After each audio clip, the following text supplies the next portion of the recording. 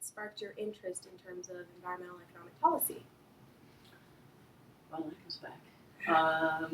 Did you always know that you wanted to study that, or No, did definitely you? not. You definitely changed it out a couple times. Yeah. Well, I'll make the short story. I bounced around, dropped out of college before I started college, pretty much, and then came back. Went to technical college for 2 quarters. Went to the University of Washington for 2 quarters. I was an engineering major. Took mostly Gen A classes and the core science and math classes for the engineering major.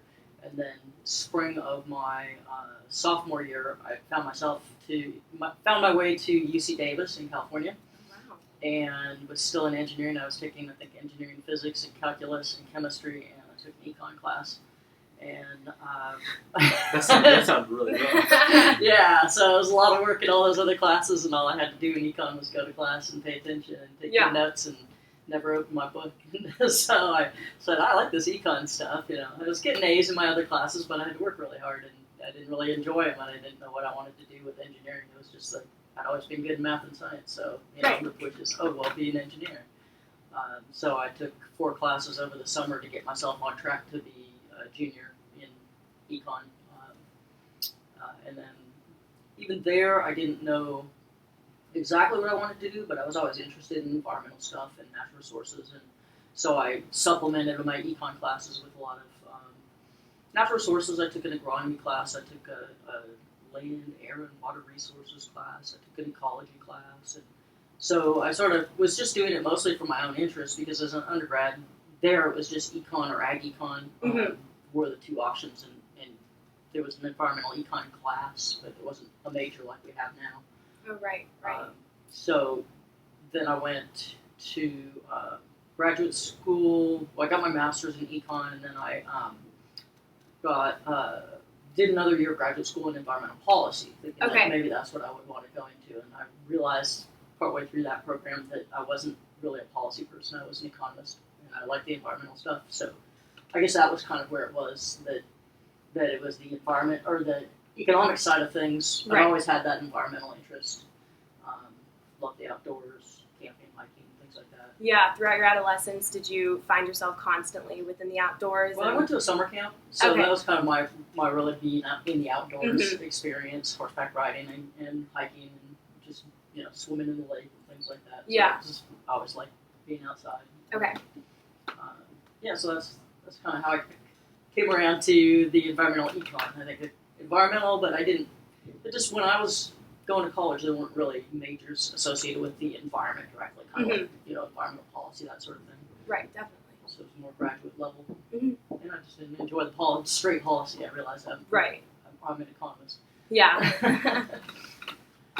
How closely does your environmental side work with the forestry side? Me personally, not much. I just don't do much in forestry, but as a profession, there's a lot of environmental economists who do work with forestry.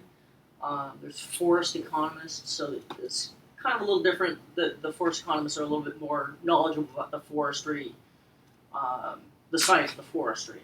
And there's areas of overlap in terms of conservation, use of the forest, as well as protection of the forest for other amenities that a lot of environmental economists look at. It's just not an area explicitly in that way that I've done anything. I've done a little bit of public lands management, economic analysis, but not really thinking about forestry per se. Okay, so the job we chose is an environmental manager under the employer of the University of South Carolina, and it pays around $30,000 to $50,000 annually. And it's a full-time position.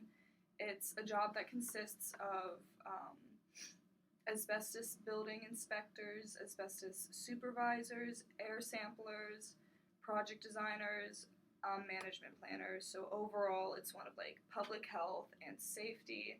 And the employers require a master's in public health, a bachelor's relating to the subject, and high school diploma. Some people to know this job are Julia Kerrigan. She's an associate professor at Clemson. Some classes to take that Julia Kerrigan teaches are fungal ecology and pathology. which is how they grow and invade spaces that could be potentially harmful to humans. She also teaches fungi and civilization, which is how fungi invades the civilization of humans and how this can be harmful to people and their health. Another class she teaches is public and environmental health. And some internships you can take is IMS laboratory, which studies mold analysis, specialists studying the growth of mold, indoor air quality, sampling techniques, fungal identification and analytical interpretation. Some health extension intern, strategic communications intern, gaining experience with communications with people.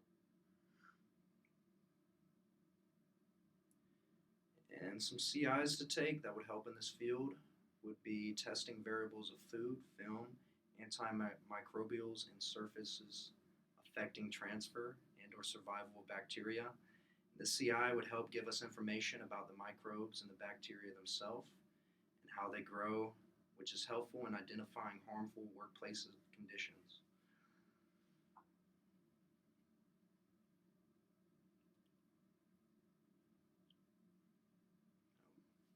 And then another one would be microbial ecology and bioinformatics, the emphasis on genomics and transcriptomics of microbial communities combined with measuring environmental parameters in order to understand the global and local importance of microbes. Give the taker a step up in the field because of the knowledge and familiarity gained from this class.